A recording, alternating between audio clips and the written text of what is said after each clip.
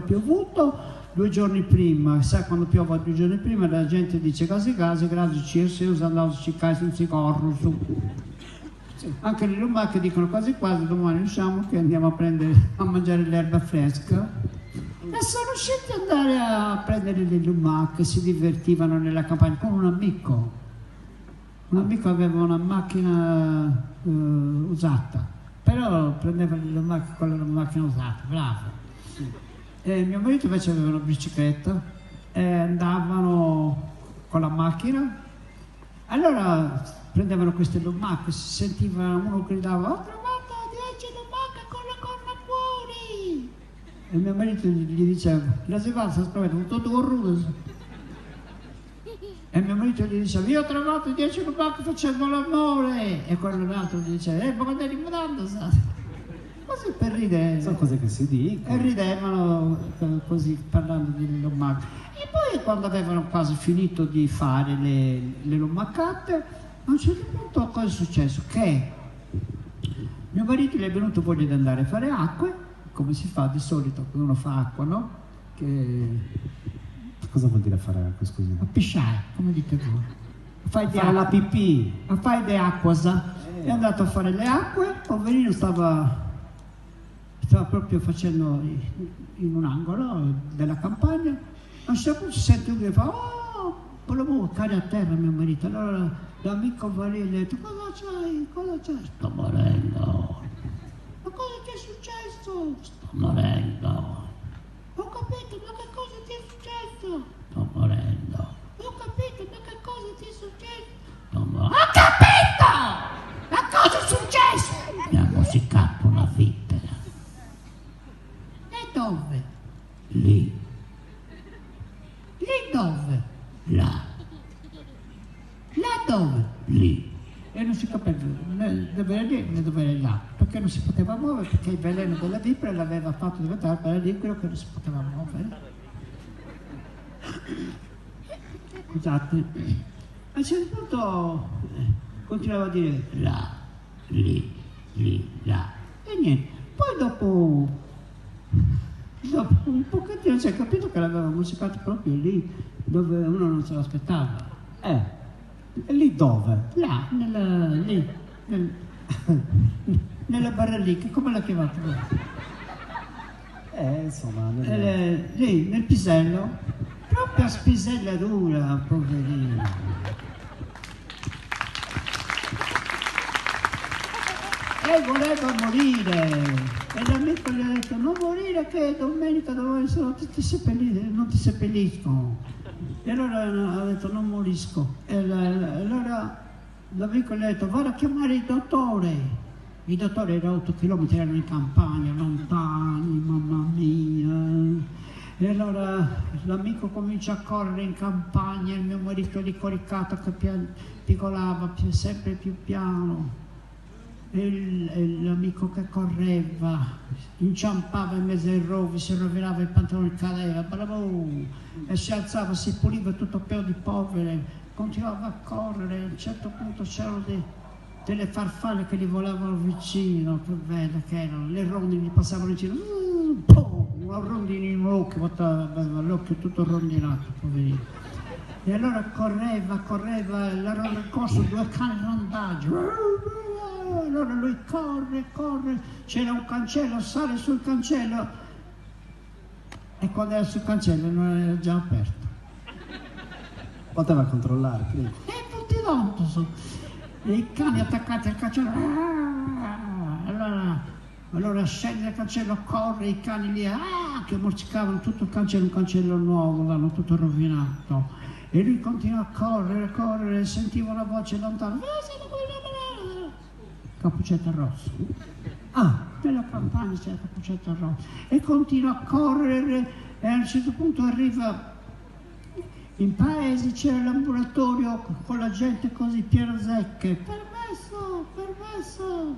C'era un permesso la giura, si sa parlare, ma salvila. Ma c'è il mio amico che è morendo. Ma che squat giù, ma salvila. Ma vai a via, c'è che sa comunque, vai a via.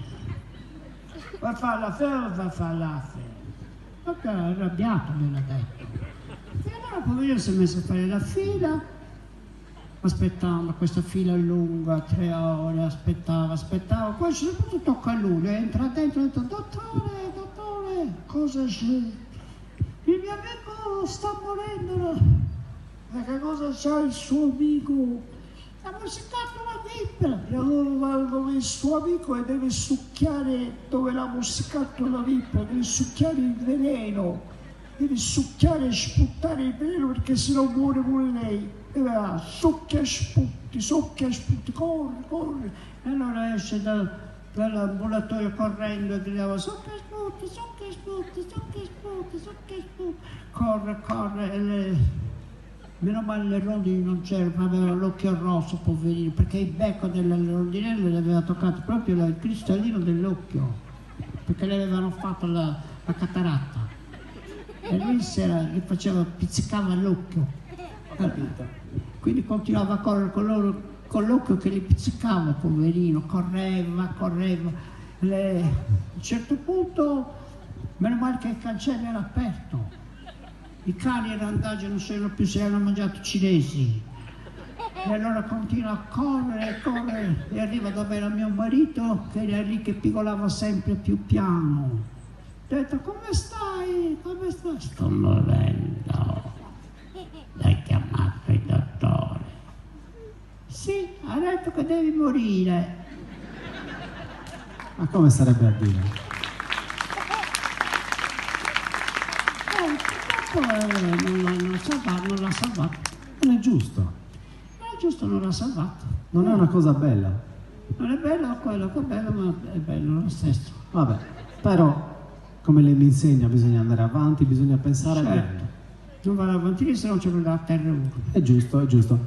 Signora Desolina, ma adesso con le sue amiche cosa sta facendo in questo periodo particolare? Con le amiche abbiamo fatto questa società Onlus, società no profit, e ci chiamiamo, la società si chiama, siamo 40 vedove, sì? Ci chiamiamo Sole 24 Ore. Giriamo tutti questi posti, siamo sponsorizzate da un agriturismo e questo agriturismo ci paga per parlare male di un altro agriturismo. Le canzoni le scrivo io stessa. Sì, le canzoni. Cioè, una sorta di pubblicità comparativa. Una cooperativa di pubblicità comparativa. Ci può fare ascoltare qualcosa? Ci può fare ascoltare qualcosa?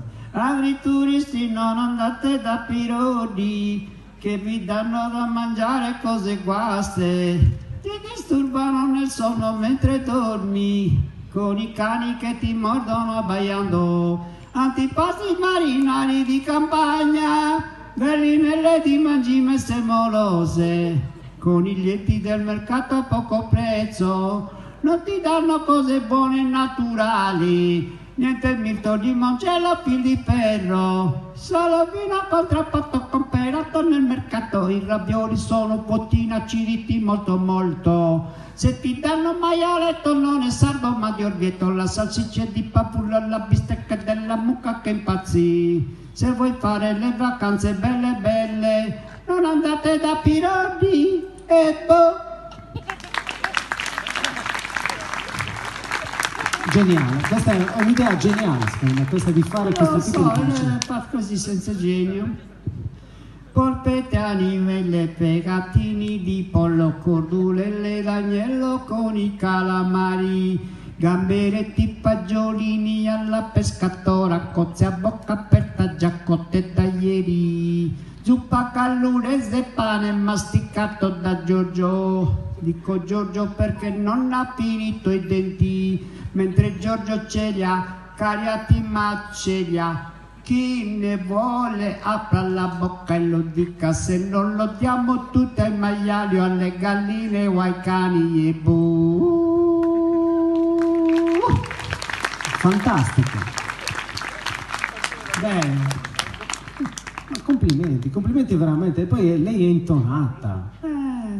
Il latte che bevi da noi è il latte delle vacche nostre, mangiamo le vacche dal vivo e il latte lo bevi in diretta, però digli aggiunge l'acquetta, lo bevi e ti canta la pancia, e dopo ti scioglie la cacca, perché non è latte di vacca, il latte che ti dà Pirodi, ti scioglie la cacca e trodi, insomma perché non lo reggi, ti scappa la cacca e scorreggi.